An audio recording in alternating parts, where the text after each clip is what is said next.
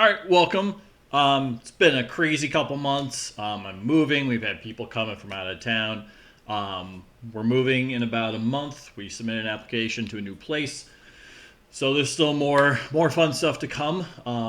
But regardless, thus the lack of posting. But I have been watching hockey, and there's just some brief things I want to talk about real quick. I also got the mustache because mustache November. I usually do no shave November, but we're doing the mustache because I don't know. Never had just a mustache before. Also got the Kraken jersey on because I don't give them enough love on this channel. All right. Whew. Toronto Maple Leafs. They're currently sitting in fourth place. Okay, they have a record of 5-4-2. The last 10 games, they're 4-4-2. Okay, that's not great. This is a team that is elite, consistently at the top of the Atlantic Division year in and year out. But the struggles remain the same. The struggles they had in the playoffs, the struggles they have at the beginning of, this is like the third or fourth season in a row now. They've gotten off to a slower start. It's the lack of team defense. It just is. The defensive core is fine. Sure, they're missing Jake McCabe. Like he's a pretty solid anchor on that blue line. Verizon's sending me texts. The goaltending, could it be better? Sure. Could the defense be better? Sure. But at the end of the day, I don't really see it as a problem. It's when you see these guys who are very good defensive players when they play defense, they aren't hustling back. Who was it? It was they were playing the Bruins. I think I've seen 3 Leafs games so far. They lost to the Bruins. They beat the Wild. I forget who else. I saw 3 of them. It's the same issue in every game. You get your defensive guys back, the goaltender, but the rest of the team's rushing into the offensive zone, and then you have 3 and 4 on 2s for a significant part of the rush back chances. That is not okay. If you're consistently giving up odd man rushes frequently throughout a game, they are going to result in goals, no matter how good your defense and goaltending is. Toronto's notorious for that. And it's not just one player, it's almost the entire team. Right? So, in the Bruins game, for example, all 4, Marner, Matthews, Tavares, and Nylander, none of them would rush back to play defense. Nylander, Tavares have kind of a history of that. Marner, I'm not saying they're bad players or don't play defense at all, just to clarify, but Matthews, Marner, both very good players in their own defensive zone, also aren't hustling back to play any defense, aren't covering the point guy. Matthews, center, should be ideally, in most cases, the first forward back to defend. He's not. That's an issue. That's leading to scoring chances for the other team. And when you don't have an elite defense or an elite goalie, or both, or neither, that leads to goals against. You can score a bunch of goals, but if you're going to give up a bunch of goals, that's kind of an issue too. They're also relying too much on their core four players, being Matthews, Marner, Tavares, Nylander, to score the goals. But their current goal differential is a -1. They've scored 36 goals. They've allowed 37. If you play that team defense, this team will be all right. It'll be elite, but you have to play that team defense.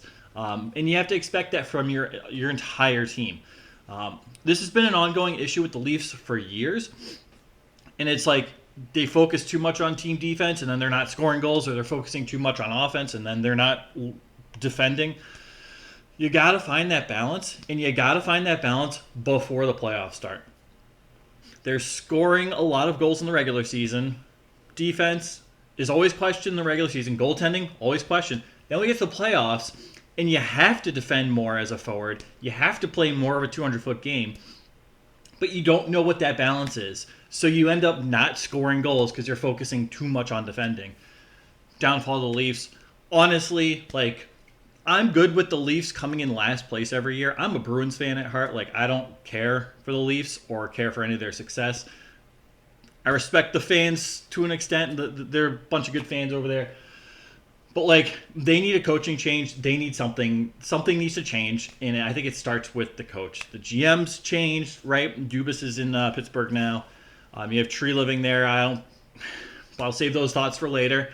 But the coach is responsible for kind of the systems and the team defense and how much defense and who's playing defense and holding players regardless of how much they produce, holding every player equally accountable for playing a 200-foot game, to coach this stuff in practice.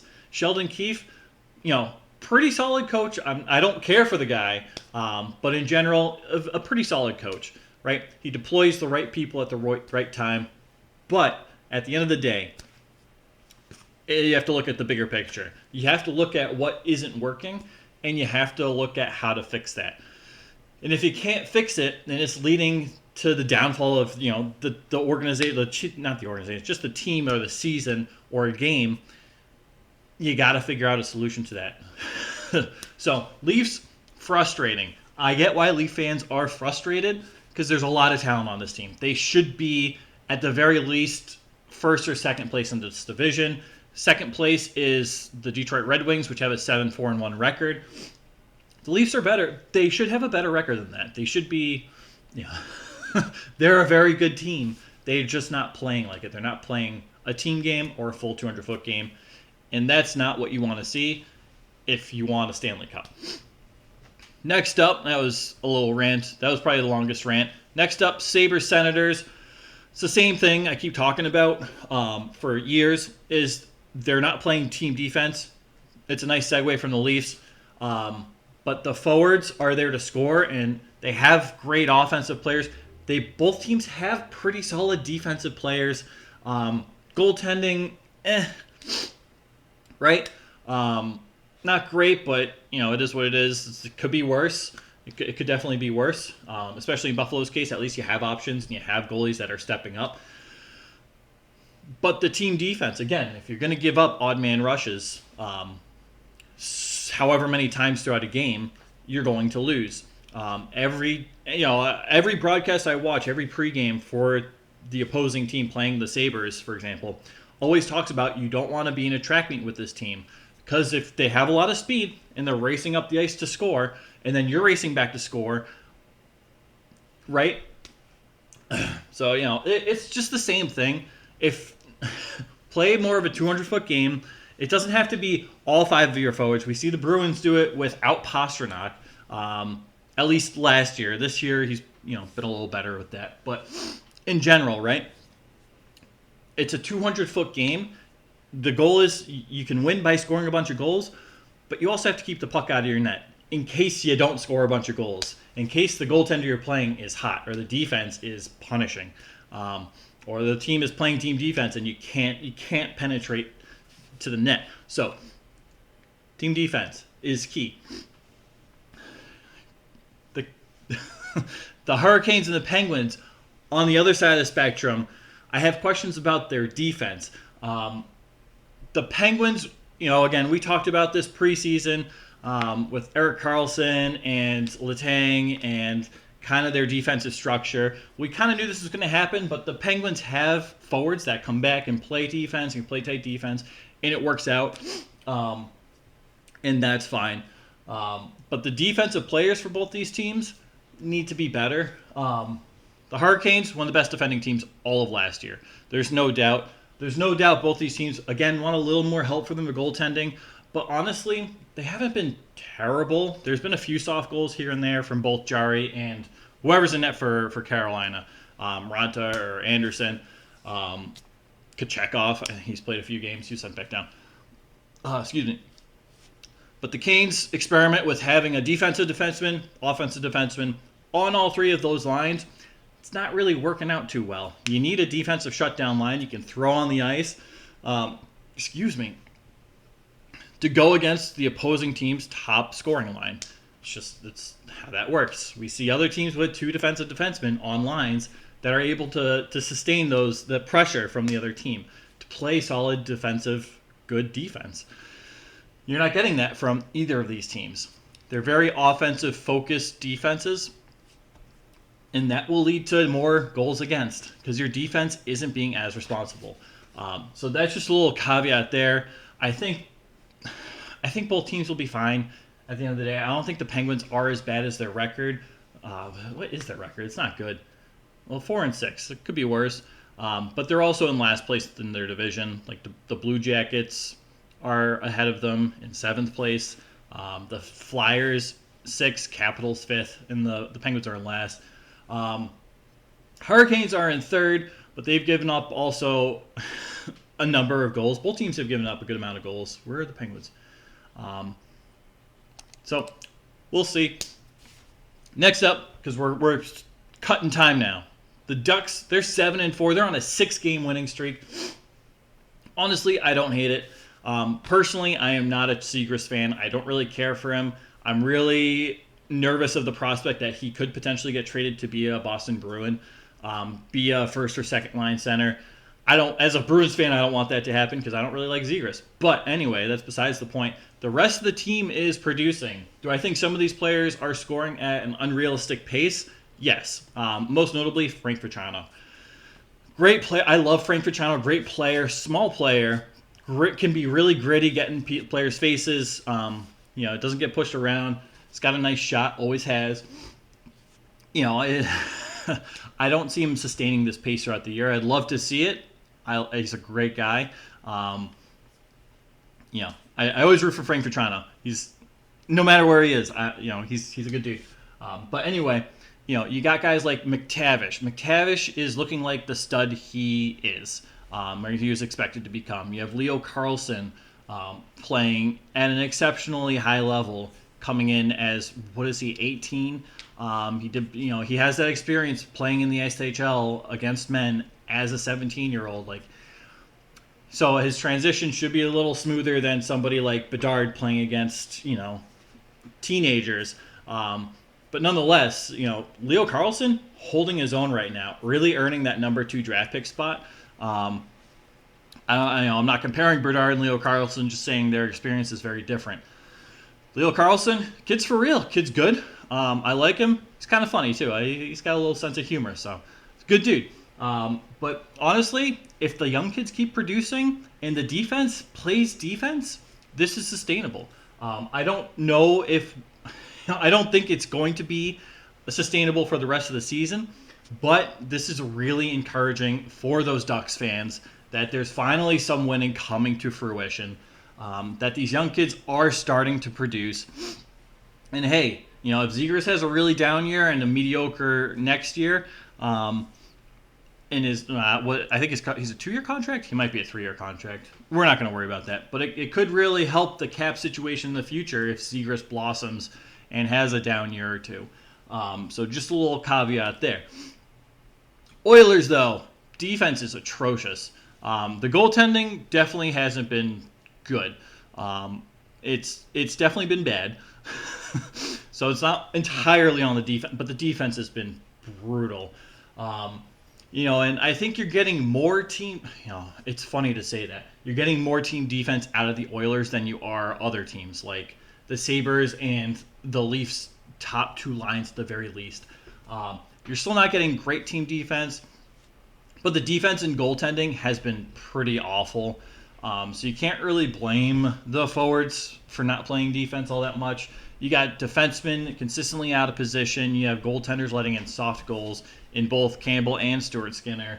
Neither has looked good. They've both had, I think Campbell's had, 1 or 2 games that each has looked good. And that's it. And it's how many games have they played? Where are they? Pacific Division. Edmonton Oilers. Of 10 games, there's been 2, maybe 3 good games from the goaltenders. That's not acceptable. That's not good.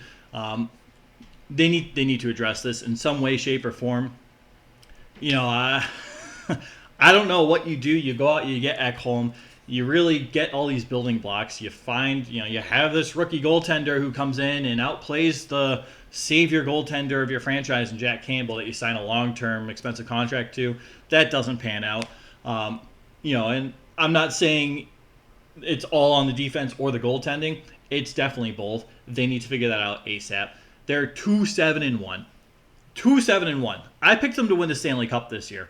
I don't know if that's going to happen. So that's not a good thing. Okay, on to the Wild.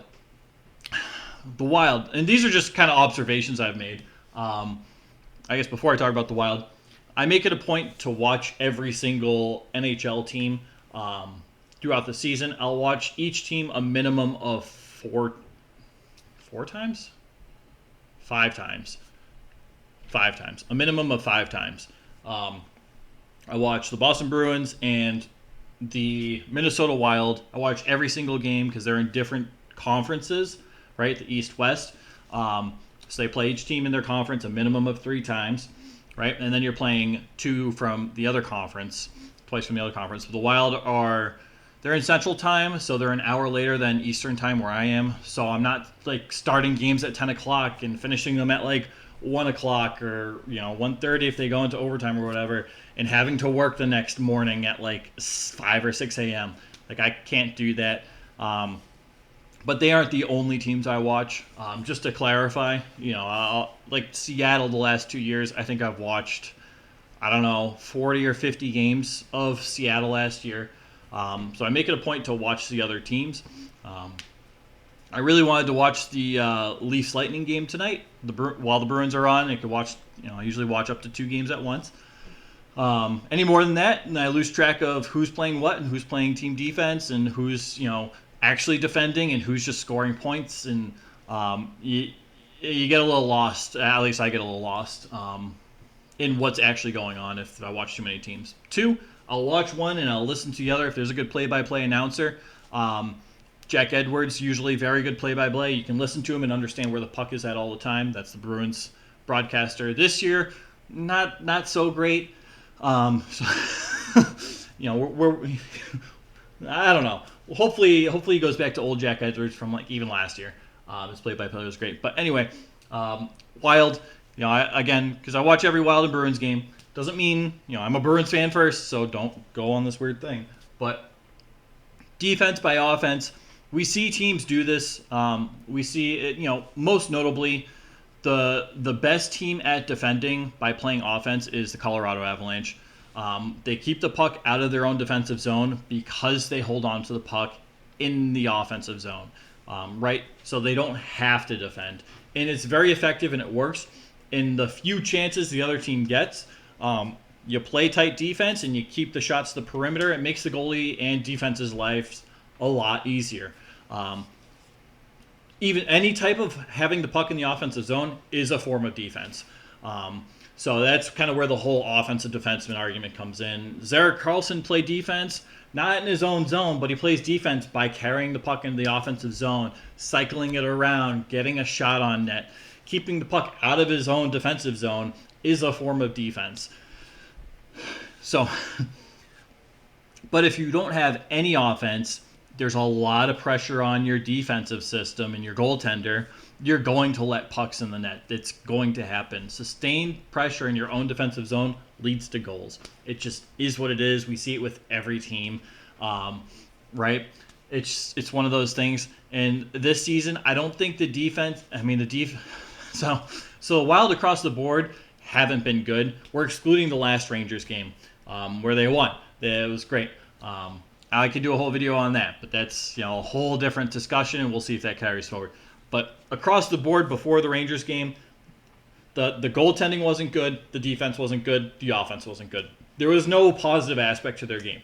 And yes, sure, you can be like, oh, they score a lot of goals, but like against like the Oilers against who? Right? And when you need to have an outscoring match against a team like Toronto Maple Leafs, you can't score enough or you can't rally enough. Right? So by not having offense, the other team is in your defensive zone, and that's a way of letting in goals. So I don't think the defense and the goaltending has been as bad in Minnesota as it's been made out to be. It hasn't been great. Is it terrible? No. The third line pairing for Minnesota before the Rangers game again, John Merrill and Kalen Addison, not great in their own zone. Really not great. Gustafsson and both Fleury this year have both let in some soft goals, but for the most part, I don't think they've been that bad. Gustafsson's confidence is clearly down, and Fleury's a veteran. Like it doesn't seem like it gets to him. But for the most part, the other teams have gotten some pretty good looks on the goaltenders, and the goaltenders have had to make some difficult save attempts at shots that usually result in goals anyway. So, I see a lot of hate for the Wild defense and goaltending, specifically like in the Minnesota market. And while some of that's warranted, I think it's a little over the top. I think you have to look at the whole game, the whole team play. Right? You got the forwards coming back and defending. That's great. There are positives. But there's also, like, if you spend more time defending than playing offense, there's a chance you're probably going to let more goals in the net. And if it's a big disparity, you're going to let a lot more goals in your net than you're scoring. Even if your offense is elite, the production rate isn't going to match up. You're going to lose that game. So that's excluding the Rangers game. That was kind of a test game for Dean Evison. That was a really bizarre game. He does not coach like that. So it'll be great to see them playing on Tuesday. I don't know who they're playing. It might be the Sabres. Well, maybe the Islanders. I think it's the Islanders. So we'll see how that goes. Are the Sharks that bad? So if you don't know, they've played 11 games. They're 0-10-1. They gave up 10 goals in back-to-back games. I don't know when they play. I think it's tonight. Is it tonight? They could make it 3 games in a row, giving up 10 or more goals. That would be embarrassing. I hope that doesn't happen. But are the Sharks that bad? My answer, no. They're not good. Nobody projected them to be in the playoffs, or let alone top of the league, or in their division. No one expected them to be good. They're tearing down. They're rebuilding. They're going to be bad. But are they this bad? I don't think so. I think it's a lack of confidence, a lack of coaching. And I think that the defense, the systems in place aren't working. I think the last few years, last year, they've relied on Erik Karlsson holding on to the puck, carrying it up into the offensive zone, and really driving their offense. You have to, if you lose a player like that, who is not just a power play, he is a power play specialist, but he's extremely good 5-on-5 in terms of offensive production. Right? That's time you have to make up for that he was holding the puck. Those are shots you have to make up for getting onto the net. So you really have to readjust your offensive structure and defensive systems when you lose a player like that. And I don't think they've adjusted at all. They kind of look like the same team without Erik Karlsson. And it just hasn't been good. I feel bad for the goaltenders. I think they've been left high and dry on a number of every game this year. They've been left high and dry. I think we've seen some flashes of greatness from both goaltenders and some awful play from both goaltenders. I'm not some guy who likes to harp on goaltenders. I don't think it's as random as everybody says, because it really depends on how the team plays defense in front of you.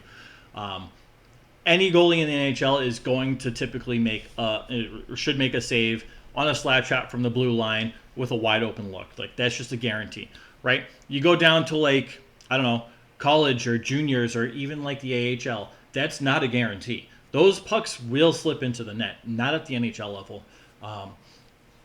So goaltenders at the NHL level, to get there, need to be very good. Like, they're usually very, very, they're the best of the best. So I don't like to harp on goaltenders too much. Every goaltender is going to give up a soft goal. We see that from, we saw that from Linus Ullmark almost every game he played last year. I think he had 2 shutouts. Because he'll let in a soft goal, and it won't be a great goal. But then he'll go beast mode, and he won't allow a goal for the rest of the game. So I don't know. I don't know. He's kind of a unique guy. I love the dude, and I love that he has the same dog as me. But we see that. We see goaltenders give up soft goals. It happens. They slip through. Nobody's 100% perfect. But a lot of it starts from defense. I'm going on a tangent about the Sharks. I don't think they're that bad. I don't I don't want to say they won't be the worst team have the worst. Oh man, I don't want to say they won't have the worst record in the history of the NHL because they might, because they're definitely on pace for that. Um, but I think they're a lot better than the worst team in NHL history by way of record or winning percentage. Either one doesn't matter. This team has some pretty talented players that aren't playing well. Um, I don't know if you need a coaching change. You need to do something because you can rebuild and tear down, but to have the label as the worst NHL team of all time is it's embarrassing, and no organization or franchise wants to ever have and own that title. Um, right? It's just no matter how much you're tearing down and how many AHL players you have on your roster or whatever, you never want to be the worst team to ever play hockey in franchises or in the history of the NHL. Excuse me. So I think we see some type of change. I think the coaching change happens. I don't really know what you can do. What you do with the roster. I don't think it's that bad. Their defense isn't good. Sure. Their offense, they have some guys that can score and produce. You got to jumble the lines up. You got to see what you have. You have to give guys different looks with other guys. I think they'll start winning some games, but they've also had a brutal schedule so far. So, we'll see. I think they'll get better. They'll start winning games, and it could happen. Their next game's against the Oilers? Is that tonight? I think that's tonight. It's going to be too time consuming to check. It's already going long. But it's nationally broadcast. How crazy would that be if the Sharks get their first win in game number 12 against the Edmonton Oilers, which a lot of people, not just myself, have winning the Stanley Cup. So we'll see. The Bruins are the last topic. Are they repeating last year? Are they elite again? I'm a Bruins fan. I got to talk about the Bruins. My answer is no. They're not. They have a very different look from last year. They've had a very easy schedule this far, right? They've played two playoff teams from last year. They played the Leafs, which they beat, and the Kings, which they beat. Every other game they've played has not been against a playoff team. Keep in mind, it changes from year to year. They played Detroit. Detroit looked good against them. Really weird game to watch. Anaheim had a comeback. That happens. You're not going to beat every single team, but they are beating the teams that really they should be beating, which is good. That's how you get points, and that's how you get into the playoffs. You have to beat the bad teams in order to get points, in order to be in the playoffs. So we're seeing that. The defense, the whole structure of the Bruins and how they play is solid, it's sound, and it's refined. So it makes it really hard for other teams to play against, and it makes it really easy for new players to slot in and have everybody doing what they're supposed to be doing or understanding and teaching. They have that leadership, they have that mentorship within the organization, and they have that respect for one another. It's a very unique system, but I think that lets teams,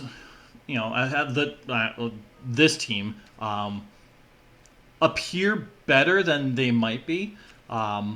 It's kind of a weird thing because they're not bad. They have a good team. They have you have a 19-year-old rookie who's only played in the OHL come in as your number 1 to 3 center, depending on the night. Usually 2 to 3 center.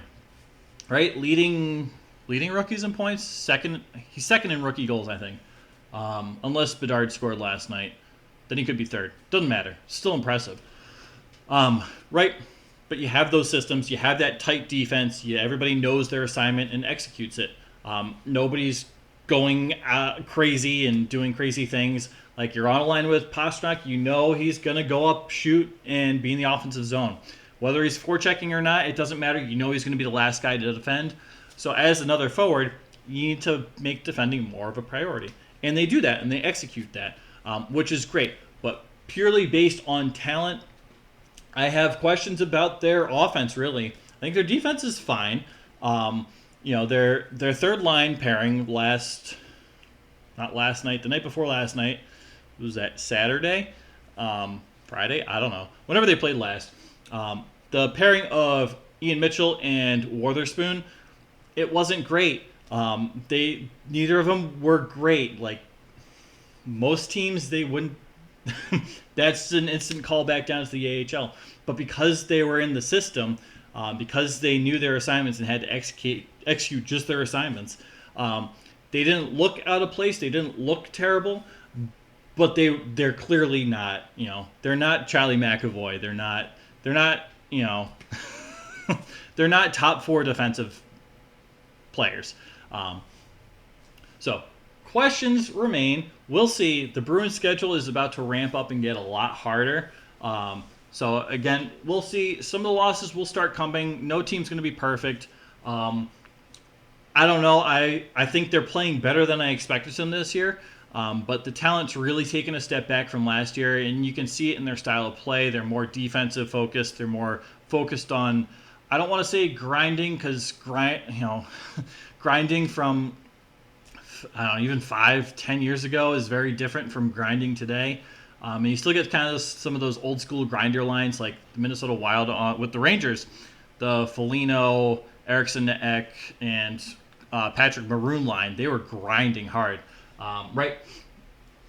But kind of a new school grinding system is what the Bruins are doing. A lot of board play, a lot of loose pucks in front of the net, rebound goals, right? And that's okay because that wins you hockey games. But it's just a very different look, and you have to do that if your offensive talent isn't elite. There are elite players, but there's elite players on almost every single team in the NHL. So a little caveat with the Bruins. It's exciting. It's great. Again, I'm a Bruins fan, so I'm eating this up, and the rest of the league's like losing their minds. Yes, the Bruins are still good. I don't know how sustainable this is. I think at the rate they're going, the systems they've showed with the team they have, they can be a playoff team. They should be a playoff team. I don't even know if they'll be a wild card team. I think they finished top 3 in the division. It really depends on what happens with Detroit and Tampa Bay if either of those teams fall off. We'll see. But, all right, 32 minutes. I haven't posted in a while, but I've been watching a lot of hockey. We're 3 weeks into the season or 4 weeks or something. We're 3.5 weeks into the season. Jeez. So these are just some things I want to talk about. If you want me to talk about another team, let me know. There's only a handful of teams I haven't watched so far. There's not many. I've watched almost every team. And those I haven't watched, I should be watching within the next week or so. So I should have a good idea, at the very least, a minimum standard to go off of. Again, every game with every team is different. So I try to make it an effort to watch more than one game from every team. Again, a minimum of 5. 3 in the division of the team I cheer for, and 2 in the opposite division. It's a total of 5. Could be more. Sometimes it's more. And that's good. And then I'll watch other random games too. Carolina's playing Columbus Blue Jackets. Let's see how this goes. And it really gives you a better sense of how the team is overall. So that's what's going on. Let's talk about it.